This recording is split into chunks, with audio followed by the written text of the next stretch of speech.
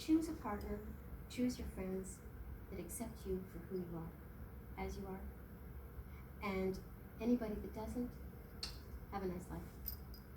You don't need me. Okay? Alright, so what makes me different? You know what makes me different. This is kind of cool. Come on, move, be nice. Is it moving? Yes. Slowly? Yes. What are angelic messages? Angelic messages lighten the burden of being human in a human world. So, if you are channeling angels, the messages that come out of the questions that they ask you that force you to think a little bit deeper about life in general. Does that make sense to everybody? Good. Those answers that you receive give you some little bit of healing for yourself. Your job as a human being is not to heal other people. What you do may end up healing other people. But as an angelic communicator, first and foremost, what they give you is so that you can heal a piece of yourself. Once you heal that piece of yourself, you radiate, you broadcast vibrational frequency that attracts people who need to learn what it is that you've done differently in your life.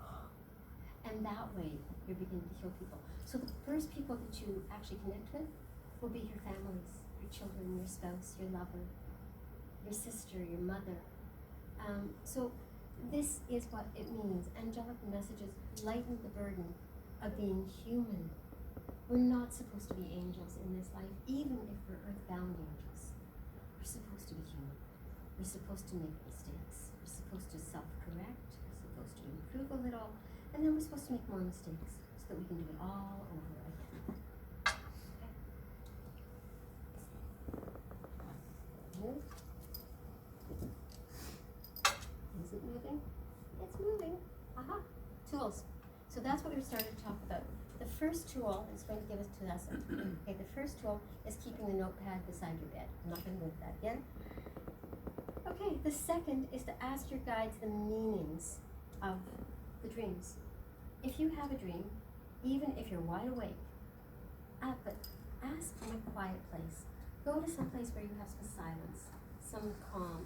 The chaos and the buzz of the world is not going to be getting in the way of you communicating with your angels. Go to silence in your body. If you do breathing exercises, I know you do, go to the breath. Find the silence. Wherever your silence is held, find the silence. Go into the silence.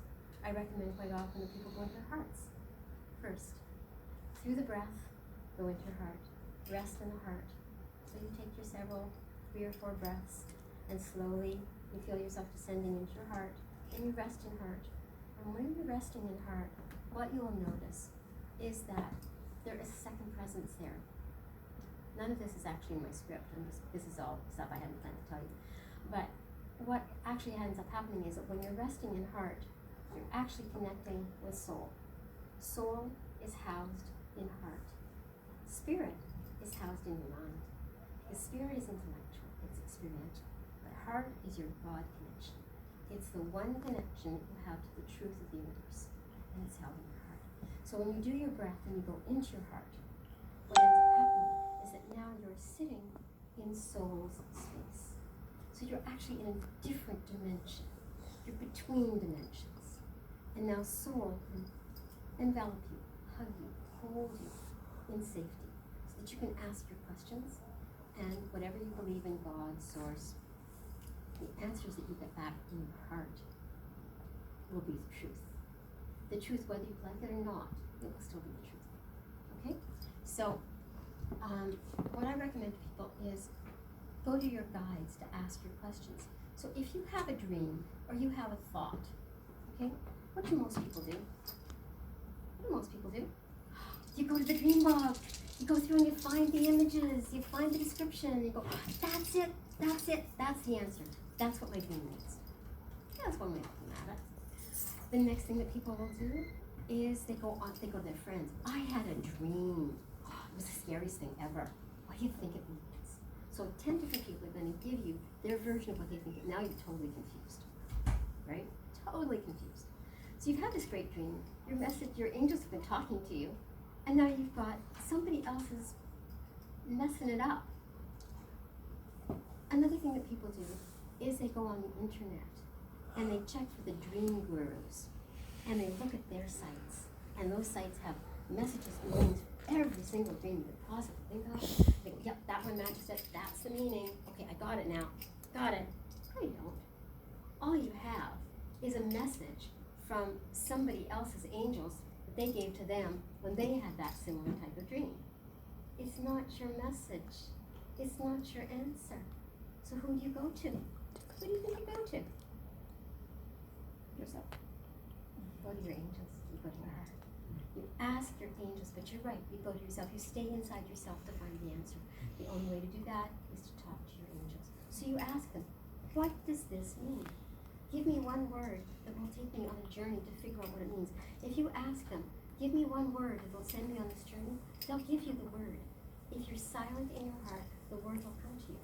And it will blow your mind with how spectacular that one word is that describes the dream that you have no idea what it means. And it never means what you think it means. Okay? All right. So, now I talk about tools 3, 4, and 5. So here I was, August 31st, 2015. My angel's waking up with this message that says, wake up, we have a challenge for you. And I'm going, uh-huh. Is it like the last one? And they went, not exactly. So I said, well, tell me more. Because if your angels say, I have a challenge, are you going to say, no, thank you, not today. Another time maybe, but not right now. I'm a little busy. So I said, tell me a little more. So it's 6:30 in the morning. They said, we want you to channel 111 messages in 30 days. And I said to them, are you crazy? 111 messages means that it's 3.5 messages a day. And the way I channel, I have to understand every line. I have to understand the meaning of how it's going to heal me before I let them give me the next line and the next, or the next grouping of lines. And I needed structure. I said, last time you burnt me out. This human vessel, it's fragile. Let's negotiate. That's tool number 6, negotiate with your angels. So I said, let's negotiate. I want structure and timing. So there's not going to be any messages that come in the middle of the night. After 6:30 in the morning, my normal waking up time, that's fine. You can talk to me after 6:30 in the morning, after midnight at night, no more. And they went, done, we can do that. We'll keep it in the daytime hours. I said, okay, that's good. And I said, and I want structure this time. I want you to give me, I want every message to be delivered in the same format, so that we know what we're talking about. There's no random stuff happening. They said, what does that look like? I said, I don't know, you tell me, they're your messages. So they said, okay, we're going to give you 3 questions to ask. That's question 3, question 4, question 5. Let's see if I can get this thing to move forward. And I'm going to tell you what they are. And actually, what's ended up happening since then is that every message that they give me, 3 questions. I always ask my angels these same 3 questions when we're talking anytime. So the first question, don't move, is what, no. Doesn't really matter. I just need to stop it because I know all 3 questions off by heart. So the first question is, what's so important about this that humankind has never heard of before? What don't normal people know about this, whatever this is, question, that makes it important for them to know it? Because there are so many things that we have in our lives that we just take for granted. People all over the world also take for granted. And so they said, we're going to tell you the one thing, or the 2-line thing, that people don't know about this thing. So words like beingness, vulnerability, empathy, beingness. And they would give me the one thing that humanity had not thought about, at least not in this dimension at this time. Maybe in previous earlier philosophies, but a lot of thinking, but not in our 21st century world. So I said, all right, that's good, I like that. So what's important about this that people don't know? I like that question, great question. The second question that they gave me was also so simple. The second question was, no, that's the third question. So the second question was, why is it important for people to know this now? So we've got, what don't they know, and why is it important for now they need to know this? The third question is, what do they need to change now that they know this thing is so important? What do they need to change in order to heal what they need to heal? People are so broken. As healers, the two of you know this. I don't know who else here in this room is a healer or an angel message receiver, but people in our world today are very broken. So if any message of any kind comes through, even if it's only one line, what are they going to take away from that one line that's going to change them in some way so that they begin to heal? And that's all I wanted, was those three questions as my structure. So I'm going to continue on. I don't even know where we're at the time. Oh, we're halfway through. No, actually, wow. We've got a whole other hour. Oh my gosh, I'm so excited. Okay, so I'm going to move on a little bit. So that's questions 1, 2, 3, 4, and 5. Question 6, we've already talked about. Negotiate.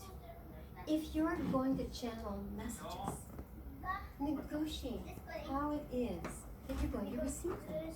If you know that you have certain sensitivities, you feel pain from things that you hear or see or read, that you can't channel late at night, or you only channel in the middle of the night, negotiate how you're going to receive those messages. Don't just wait for them to splash all over you and overwhelm you, because that defeats the purpose. The whole point of talking to angels is so that we begin a communication. Are you joining us? Angels. We're talking about angel messages. You want me to shut the door? Shut the door, yeah. So, it doesn't belong to you. You don't own it. You're a transcriber. You're a scribe. You're just writing it down and passing it along so that other people will also heal. Okay? That's the whole point of being an angelic channeler. Don't own it. If people accept it, fantastic. If they don't want to accept it, don't try to convince them. My books are out on Amazon. I have 4 books on Amazon, 2 more, 3 more are coming. But I don't try to sell them. They're there if people want them. They're advertised on my website if people want them. But I'm not actively going out and saying, buy, because that's not. The people who need it, they'll find it. Okay, so negotiate. Tell your angels when you feel stressed. Even if you're working with your angels and you're exhausted, you've reached a point of overwhelm, say, slow down. Not so loud. Turn the volume down, because it's too loud for me right now. I'm too fragile. And don't be afraid to admit that you are a human vessel. We are. Now this is something my guides gave me as well, years ago, years and years ago. We are mind, body, spirit, soul. For many years ago, the ancient shamans, they knew we were mind, body, spirit, soul. But the Christian church and other churches decided spirit and soul was too confusing. So they started using either spirit or soul to describe spirit and soul.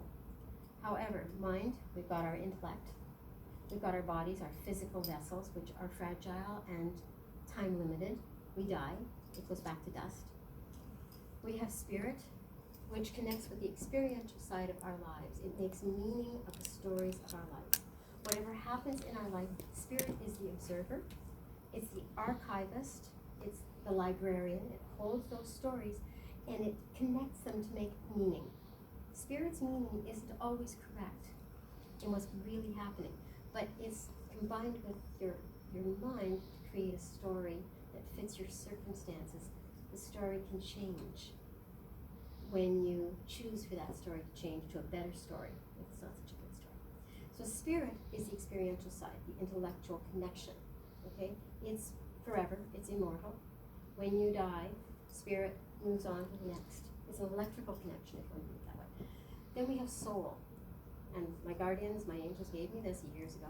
Soul is, as I said before, the heart connection. It's the soul connection to God, whatever God or source or oneness that you believe in. This is where your truth is going to come to. And then there is a fourth connection. Mind, body, spirit, soul, essence. And this is something that isn't talked about anywhere. I talk about it when I'm coaching people. I talk about it when I'm helping people to find their center, their oneness, their grounding. Essence is the electrical spark that runs the generator of the entire package, mind, body, spirit, soul. So essence is a third immortal. Energy can neither be created nor destroyed. Once it's created, it cannot be destroyed. So in the Big Bang, when supposedly God exploded and all these little God sparks went off, essence is your God spark. When it comes into this body, it partners with spirit and soul to create your life experience. When you die, that life essence, that electrical spark, leaves your body and goes back to the dimension that it originally came from. It goes back to source, to God, to whomever. Okay? So we are mind, body, spirit, soul, and essence. Right? This has nothing to do with the 111 messages, but it's an interesting piece of information. Okay, so you're going to tell your guides what it is that you want to, how you want to receive the messages. That's tool number 6. So, Angelic Footprints is a book series. When I received all 111 messages, and I received them about 3 a day, they would give me, I need to give you day 1, day 2, day 3, because it'll make sense then, all right? If you're getting bored, let me know. If you're getting bored, you can leave, it's okay. But on day 1, I was issued the challenge, and I accepted it, after we had our structure in place. On day 2, they gave me the entire list of messages. They gave me the title for every single message, except the last 2 or 3. And I said, but you've only given me like 99, and there are 2 more. Where are the other 2? And they said, you're not ready for them yet. I said, excuse me? I accepted the challenge. Give me the messages. They went, no, you're not ready for them yet. They didn't give me the last 2 messages, or the titles for the last 2 messages, until the last day, the 30th day, because I really wasn't ready for it. Okay? So they gave me on the second day, day 2, they gave me the list of all the messages. And that was all they gave me. It took me 3 hours to channel 111 titles and ask, are you sure this? And they said, don't worry about the order we're giving them to you, because the order won't make sense until after you've received the messages. I said, okay, I'm good with that.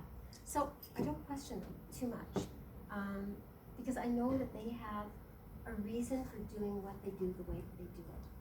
They are funny. Angels are funny. They're devious. They have a plan, and they don't tell you the whole plan. I accepted a 30-day challenge. It's 4 years later. I'm still working on it. Okay? I got all those messages. Day 3, they gave me what's important that man doesn't know about these messages. They began to give me the messages. So day 3, they gave me, whatever it was, they gave me 3 messages. And for each one, I went through. The title is part of the message. The tagline, the subtitle for the message is actually what's important that mankind doesn't know about that thing. I'm going to give you an example in a moment. We're going to work through an example in a moment. And then I would ask the next question. So I got my tagline, I got my subtitle, my title. They would say, okay, we're going to work on beingness right now. Okay, beingness is a title of a message. And I would say what's important that mankind does not know about beingness, being human. Okay? And so they would give me one line. I'll give it to you in a moment. And then I say, okay, and why is it important for mankind to know this now? This right now. And then they would give me 2 or 3 lines together that I would begin to take apart and ask questions of them. They would give me the answers, so it made sense to me, so I was healing myself as I was receiving the messages. And then I would say, okay, are we done? No. They'd give me the next set of lines. And we would work through them the same way. And the next set. Most of the messages are about 12 lines long, on average. Some of them are a bit longer. And then, so we finished the why part. And then I would say, what needs to change so that they can heal, that they can begin to heal what they need to heal? And then they gave me an angelic message that went along that explained what it was and gave people hope that everything could be healed, that their angels were with them throughout the exploration, the intellectual, the spiritual, the physical exploration of that message. And then at the end of that little piece, that little teaching conversation, they would repeat the subtitle, so people remembering why it's important to mankind to do this. And then the last line was always, and you are not alone. Every message ends with, and you are not alone. Well, channeling these messages healed me. I started to shine light wherever I walked. People would say to me, you're glowing. There's light coming off your body. I'd go, thank you. I didn't know that. And my family said, something's changing with you. What's going on? I said, it's a challenge. I didn't tell them because I wasn't ready to tell them that. On the 2nd or 3rd day, it's in my notes, I've forgotten. On the 2nd or 3rd day, they woke me up. Again, 6:30 in the morning. And they said, Facebook. I said, excuse me? Facebook? What am I supposed to do on Facebook?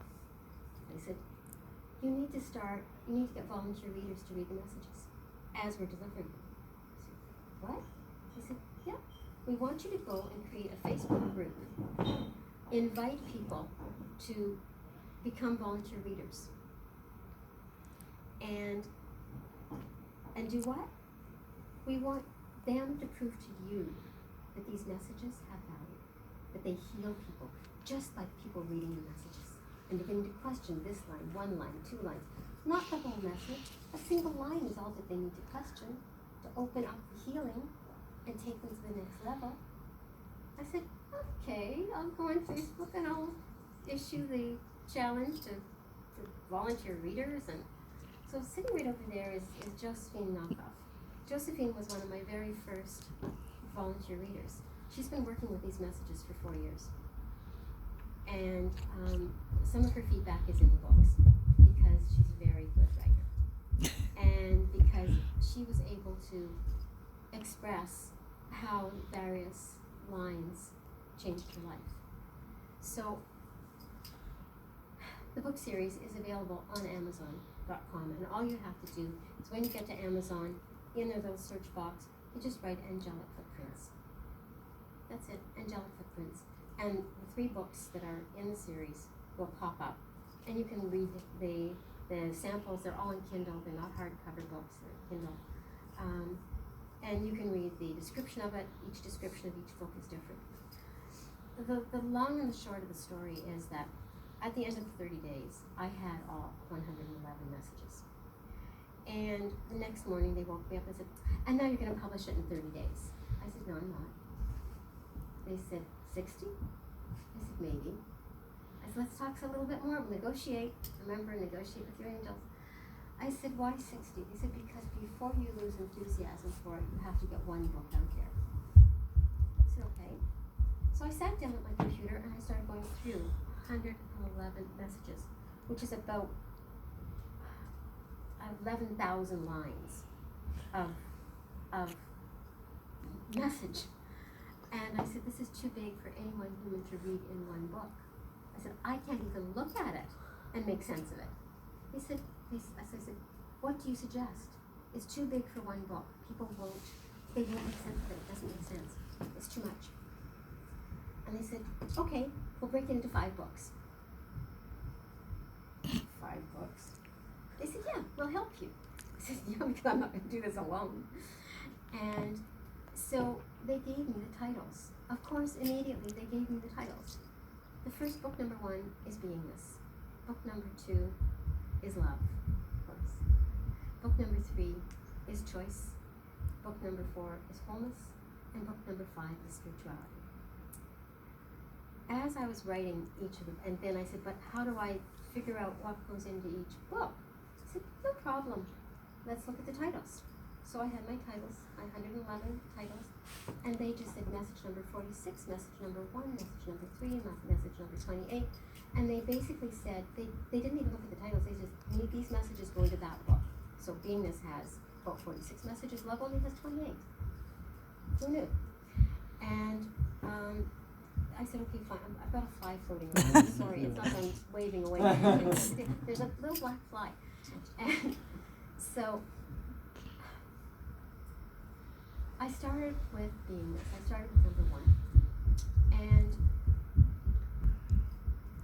as I started to write the book, they began to send me dreams that explained concepts that were being discussed in the various groups of messages. And that's pretty cool. So I started writing the dreams down, of course, and including them in the book. Then there was a section that they gave me, they called Angelic Conversations, where they actually begin to intellectualize the concepts of beingness in the Beingness book, the concepts of love in the Love book, the concepts of choice in the Choice book. Now, I couldn't do Wholeness. I couldn't publish Wholeness. It's been 4 years, and I couldn't publish Wholeness. The reason I couldn't publish it was because I did not feel completely whole within myself. I have edited and re-edited. I never changed their messages. I never, ever touch their messages. I don't touch the Angelic Conversations either. I don't change the prophetic dreams either.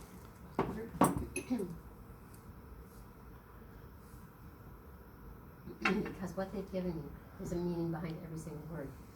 What I have done is change the punctuation and move some of the sections around to make it more readable and understandable for people. But one of the reasons that I'm staying on in Sweden for an extra couple of weeks is because I want to find a place to go and not write, but finish editing Wholeness. It's that close to being publishable. And then to start working on spirituality. Spirituality is pretty much done. It's just a matter of doing the same thing I did with Wholeness. So, if you're interested, the books are in Amazon.com. You'll find it. So, you'll see it says there, every message was written down exactly as I received it. I questioned, I negotiated, and I got the exact wording they wanted me to use, and I have not changed it. It's exactly as it was in the book. And every message had to answer all 3 of my questions. If it didn't answer all 3 of my questions, I wouldn't let the message go until it did. So some messages would take me half a day. That month was completely dedicated, 12 hours a day, to just taking the messages and writing them down as I received them. So, and like I said, every message had to heal people. If it didn't heal me first, it didn't work. And if my readers didn't get a healing from it, there was a problem with it. Every reader, I had 2,500 people apply to read the books. 199 actually stayed in to read the books. And by the end of the month, there were probably about 30 or 40 people that were diehards that stayed in for the whole thing. So that's what I'd like to do. If you still have time and aren't bored with hearing me talk, you can ask questions if you want to ask me questions right now.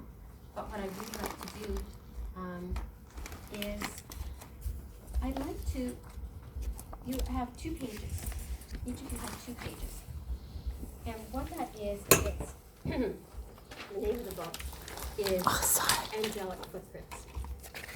And the first message of every book is their channeling on footprints.